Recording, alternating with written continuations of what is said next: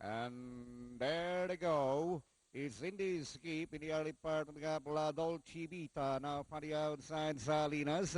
In between horses is Masaganang Ani showing speed also there. Is entry number 9. That's Prima Ballerina. And going along for the first turn in the skip, running by the wheel, running outside is La Dolce Vita.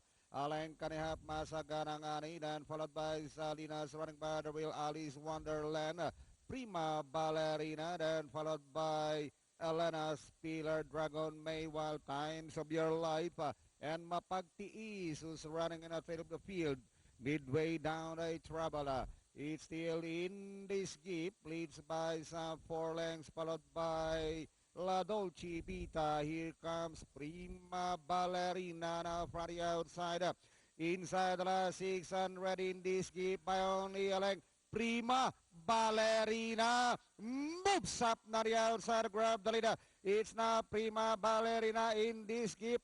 Here comes the couple runner, Elena Spiller on the outside as they swing for home with Prima Ballerina leading Balang Kanya, followed by Elena Spiller running in third in this skip.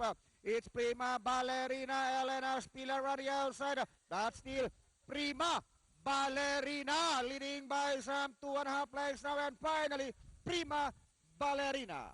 Elena Spiller, 7 Mapagtiis, Dragon May, 6 Salinas,